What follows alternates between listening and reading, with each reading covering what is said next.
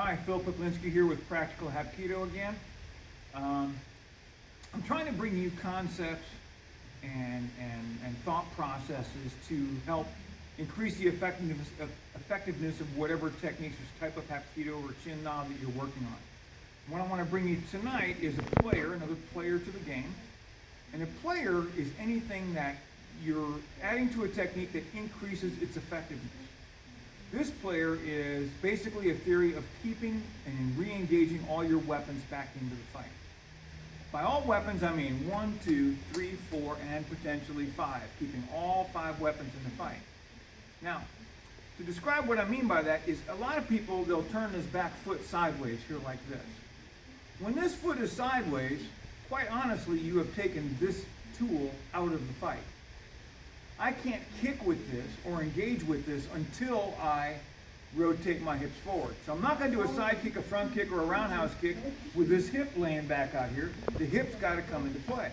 So that means I had to do something before I use the weapon. If I keep it pointing forward in what we call a shooter stance, now my feet are pointing forward, this weapon is still engaged in the fight. A variety of techniques we have in breakaways and different locks will put you into a variety of circumstances and positions. Let's see if I can miss that again. One of them we have a breakaway, it's called breakaway number 4, where I kind of drop down, I shoot down through, so look what I've just done. I've taken this left side out of the fight by even doing this. So the technique goes like this. I strike the groin, I cover, and then I come back in for striking. The minute I've come down here and done this strike here, I need to re-engage all my weapons, getting my weapons back into the fight so everything is loaded and ready to be delivered again, right? So part of the technique, another breakaway we have is drive in and strike with an elbow here. Look what I've done. Again, I'm sideways. These two are out of the fight.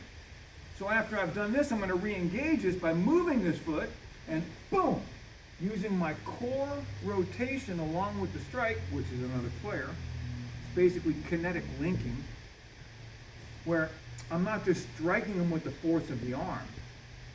I'm moving my core rotation. If you want to get really technical, we start to add waveform into this where feet, knee, hips, shoulders, arm, and all that's coming together, okay?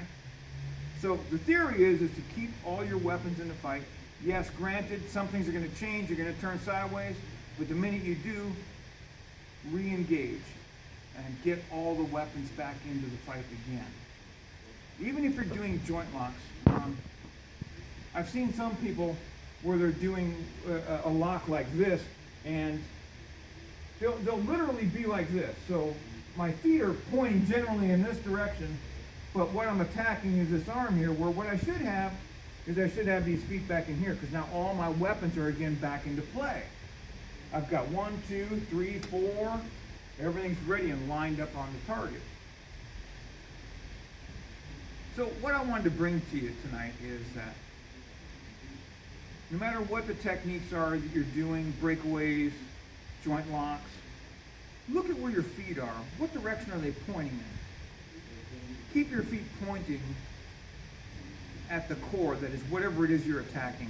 If I'm striking, my feet are going to be pointing in this direction here. If I've got an arm bar and I'm attacking it here, this is my core, not necessarily him, because this is what I'm attacking, so my weapons are going to be in this direction here, and everything's all loaded up. I can deliver any of those with the next appropriate, next loaded weapon at any given time. So hopefully you'll be able to apply some of this and look at it with your techniques. Just stop every now and then, look at where your feet are. Where are you at? Are your feet pointing where they should be? Our philosophy is to keep weight loaded forward, nose over toe, so our weight's going to be loaded forward. With the mentality that, well, I've got to run you over. Not defending yourself on your heels, have more of a proactive and attack mentality. So hopefully some of this made some sense, and some of you guys will be able to apply something from it. With that said, Phil Poplinski, Practical Hapkido, train smart, train hard.